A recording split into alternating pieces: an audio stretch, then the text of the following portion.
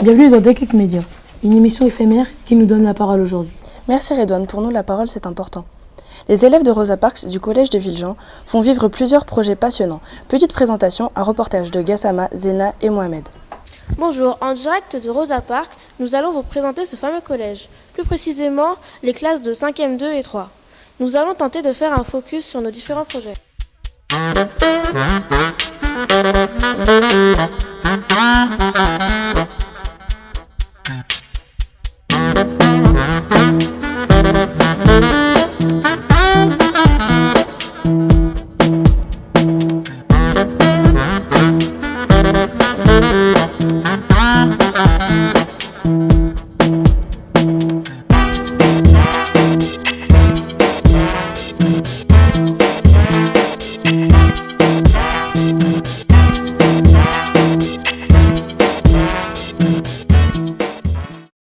Je m'appelle Serika, j'ai 13 ans, je suis en 5e au collège Rosa Parks.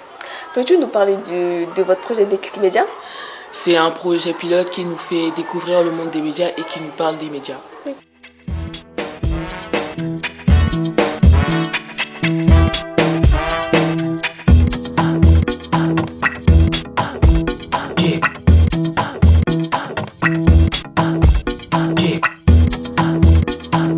Vas-y, tu dis ça tourne à la caméra.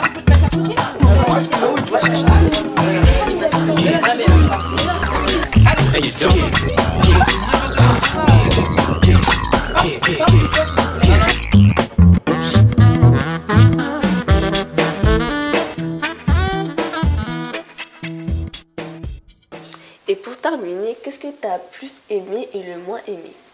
Ce que j'ai le plus aimé, c'était leur organisation, la façon de nous apprendre les choses, parce que dès que Déclic Média sont venus, ils nous ont appris à faire les trucs, ils nous ont aidés dans le travail, et ils nous ont direct mis dedans, et c'était vraiment bien. Et ce que j'ai le moins aimé, c'était quand j'avais fait la chronique culturelle, je stressais beaucoup parce qu'il y avait beaucoup de choses à apprendre. Sans transition, comment permettre aux jeunes de développer leur esprit critique face au flot de la communication? Media Parks, une piste intéressante. Je vous en laisse en juger après ce sujet préparé par Enoch, Bilal et Redouane. Bonjour, je suis Ronan Chérel, professeur d'histoire-géographie au collège Rosa Parks. Rosa Parks, c'est le collège dans lequel est née la revue Media Parks, qui commence à être un petit peu connue maintenant. C'est un très très beau projet porté par les élèves, développé par des élèves, qui commence maintenant à avoir une petite notoriété. Solène Marek et je suis étudiante en 4e année à Sciences Po Rennes et donc avec 3 autres étudiants qui eux sont en master journalisme, on est en train d'encadrer le projet Media Parks avec une classe de 4e. Dans ce projet qui est à mon sens innovant puisque le but c'est vraiment d'essayer de faire passer les élèves d'un savoir, d'un comportement plutôt passif en classe à un comportement beaucoup plus actif.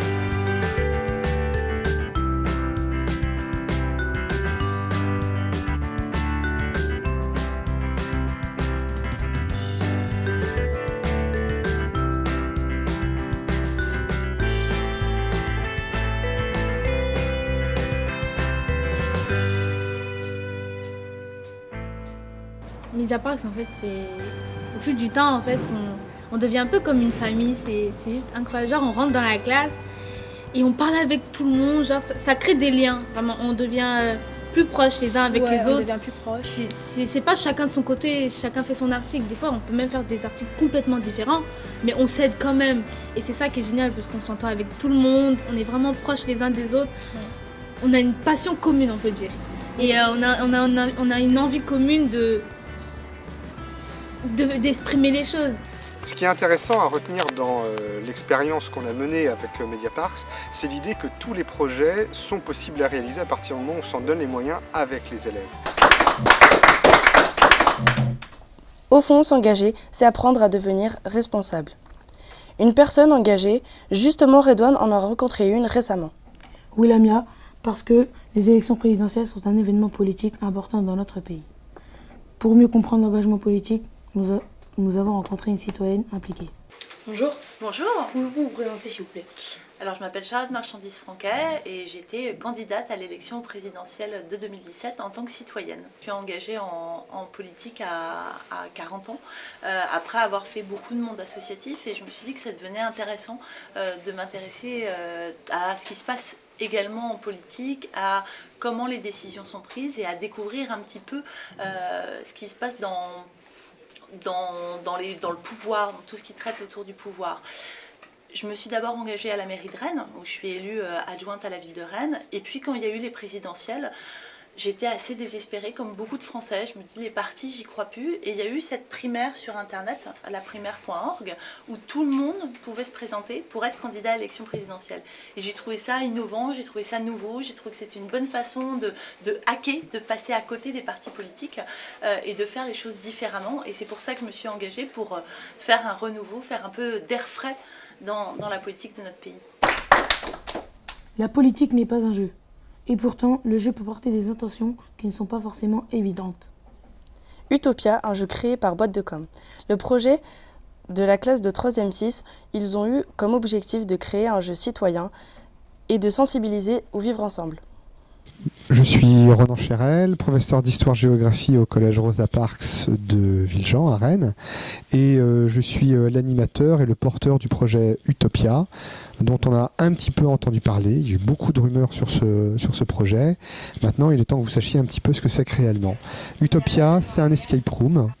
Mais c'est un escape room citoyen, c'est-à-dire que c'est un jeu utile où les élèves vont venir se mettre en situation, ils vont subir des tensions dans différentes salles, et à travers ces différentes salles, ils vont devoir découvrir un certain nombre de problèmes que rencontre notre société, dégager des solutions, des réponses à ces problèmes, et puis derrière ces solutions, il y a des valeurs, il y a des comportements citoyens qui sont essentiels.